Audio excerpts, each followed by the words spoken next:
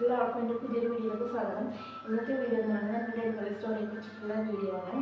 അപ്പോൾ മാർച്ച് 17, 2023 എൻ്റെ first delivery.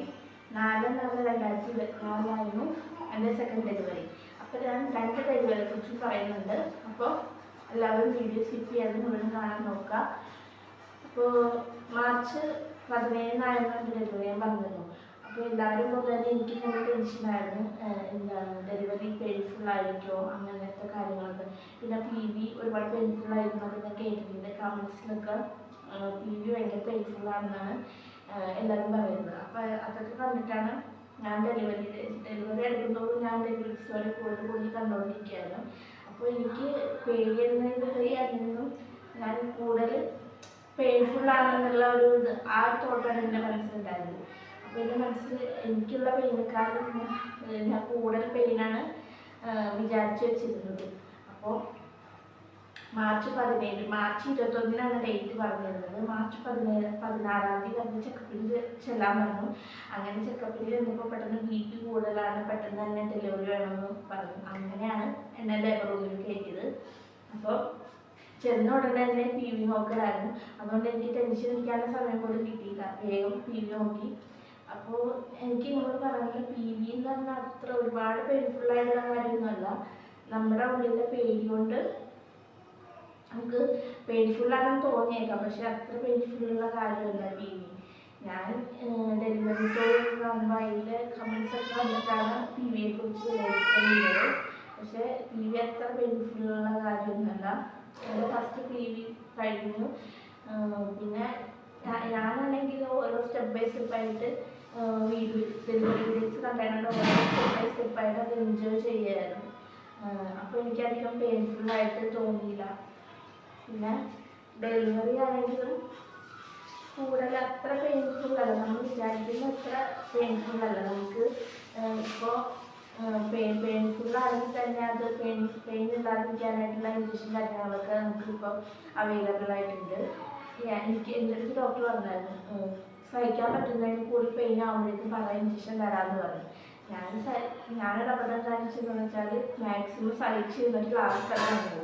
കാരണം നമുക്ക് ഈ പ്രൊസീജിയർ ചെയ്യുമ്പോൾ ഒരുപാട് ഈ ഇഞ്ചക്ഷൻ വെക്കാനായിട്ട് ഒരുപാട് പ്രൊസീജിയേഴ്സ് നമുക്ക് ചെയ്യാറുണ്ട്. ഡോക്ടറുടെ സൈൻ, നമ്മളെല്ലാവരുടെയും വീട്ടിലുള്ളവരുടെ സൈൻ ഒക്കെ കിട്ടിയാൽ മാത്രം നമുക്ക് ഇഞ്ചക്ഷൻ തരത്തുള്ളൂ. ഡെലിവറി പെയിനെ കുറിച്ച് പറയാനാണെങ്കിൽ നമ്മുടെ പീരിയഡ്സ് പെയിൻ ഇല്ലേ, ആ ഒരു പെയിനിൻ്റെ പെയിൻ ഇങ്ങനെ കൂടിയും കുറഞ്ഞും വരുമോ അങ്ങനെ ഇരിക്കും നമ്മുടെ ഡെലിവറി പെയിൻ വരുന്നത്.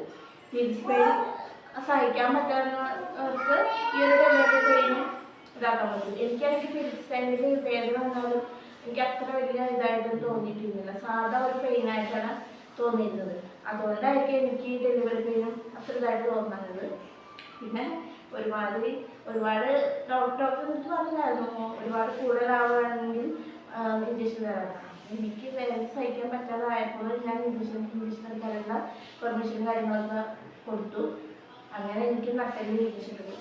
പലരുടെയും പേടിയാണ് നട്ടലിൽ ഇഞ്ചക്ഷൻ എടുക്കുമ്പോൾ വേദന എടുക്കുന്നത്. ഒരു പെയിനും ഇല്ല കേട്ടോ. അങ്ങനെ സാധാരണ നമ്മുടെ ഇഞ്ചക്ഷൻ എടുക്കുമ്പോൾ ആ ഒരു പെയിൻ മാത്രമേ ഉണ്ടാവുള്ളൂ, അല്ലാതെ ഒരുപാട് ഭയങ്കര പെയിനായിട്ടുള്ളതൊന്നുമില്ല.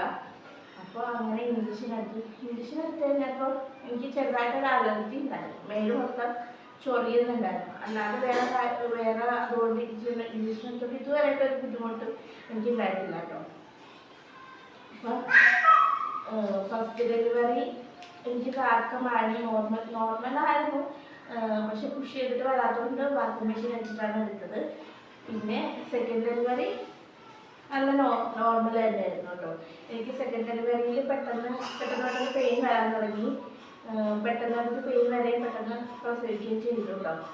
ആദ്യത്തെ അത്രയും ബുദ്ധിമുട്ടുണ്ടായില്ല. ആദ്യം എനിക്ക് പെയിൻ വരാനായിട്ടൊക്കെ ഭയങ്കര പാടാണ്. പെയിൻ വരാതിരിക്കാനുള്ള ഇഞ്ചക്ഷൻ എടുത്തതും കൂടി ആയതുകൊണ്ട് എനിക്ക് വളരെ ലേറ്റ് ആയിട്ടാണ് പെയിൻ വന്നത്. ഡെലിവറിയും അതുപോലെ തന്നെ ലേറ്റായി. 16 കയറ്റിയിട്ട് 16 രാവിലെ കയറ്റിയിട്ട് 17 കേട്ടോ പ്രസവിച്ചത്. 17 രാവിലെ തന്നെ രാത്രിയാണ് പ്രസവിച്ചിട്ടോ. അങ്ങനെയായിരുന്നു. പിന്നെ മാർച്ച് 2 ഏപ്രിൽ 2 ഹോസ്പിറ്റലിൽ പോയിട്ട് 3 ലേബർ റൂമിൽ കയറ്റി 4 പ്രസവിക്കുന്നത്. അങ്ങനെയായിരുന്നു.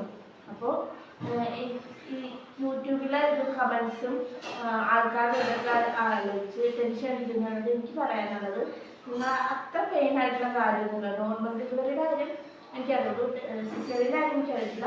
നോർമൽ ഡെലിവറി നമുക്ക് അത്ര പെയിൻഫുൾ ആയിട്ടുള്ള കാര്യമൊന്നുമല്ല, നമുക്ക് നമ്മളെ കൊണ്ട് പറ്റുന്ന ഒരു കാര്യം തന്നെ.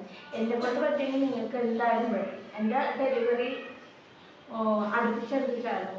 ഒരു ഫസ്റ്റത്തെ ഡെലിവറി ഒരു കൊല്ലം കഴിയുമ്പോൾ തന്നെ എൻ്റെ സെക്കൻഡ് ഡെലിവറി ഉണ്ടായിരുന്നു. അതുകൊണ്ട് എനിക്ക് 2 ഡെലിവറിയുടെ കാര്യം എനിക്കറിയാം, എങ്ങനെയായിരുന്നു എന്നുള്ളതറിയാം. പെട്ടെന്ന് അങ്ങോട്ട് ഇതാവും കേട്ടോ. ഇപ്പോൾ കുറേ മരുന്നും കാര്യങ്ങളൊക്കെ ഉള്ളതുകൊണ്ട് ഒരു ടെൻഷൻ അടിക്കാനില്ല. നിങ്ങൾക്ക് അതൊരു പെയിൻഫുള്ളായിട്ട് തോന്നുകയാണെന്നുണ്ടെങ്കിൽ ഡോക്ടർ പറഞ്ഞാൽ എനിക്ക് ഇഞ്ചക്ഷൻ വേണമെന്ന് പറഞ്ഞാൽ അവർ എന്തായാലും ഇഞ്ചക്ഷൻ വെച്ച് കുഴപ്പമൊന്നുമില്ല. മാക്സിമം നോർമൽ ആകാൻ ശ്രമിക്കുക. നോർമൽ ഡെലിവറിയുടെ ഏതാണ് എനിക്കറിയുള്ളൂ. സിസേറിയൻ്റെ പെയിനുണ്ടോ കാര്യമുണ്ടോ അതൊന്നും എനിക്കറിയാൻ പാടില്ല. നോർമൽ ഡെലിവറിയുടെ സിസ്റ്റൊക്കെ ഉണങ്ങാനായിട്ട് എളുപ്പം പറ്റും. എൻ്റെ ഡെലിവറി കഴിഞ്ഞിട്ട് സിസ്റ്റേഴ്സ് വന്നിട്ട് കാണാൻ ചോദിക്കുന്നത്, ഡെലിവറി കഴിഞ്ഞിട്ട് ഇങ്ങനെ ഓടിച്ചാടിയാണ് ഫയറ് നടക്കണ പോലെ നടക്കണേണ്ടാന്നൊക്കെ അവൾ ചോദിച്ചത്. അപ്പോൾ എനിക്ക് ഞാൻ പറഞ്ഞിട്ട് അവർ വിശ്വസിക്കുന്നില്ല, ഇത്ര പെയിൻഫുൾ അല്ല എന്ന് പറഞ്ഞിട്ട് അവർ വിശ്വസിക്കുന്നില്ല. നിങ്ങളുടെ ഡെലിവറി ആകുമ്പോൾ നിങ്ങൾക്ക് മനസ്സിലാവും. അപ്പോൾ വീഡിയോ ഇഷ്ടപ്പെട്ടാൽ നിങ്ങൾ ചാനൽ സബ്സ്ക്രൈബ് ചെയ്യാനും ലൈക്ക് ചെയ്യാനും ഷെയർ ചെയ്യാനും ഒന്നും മറക്കരുത്. അപ്പോൾ അടുത്തൊരു വീഡിയോ ആയി കാണുന്നവരെ ബൈ.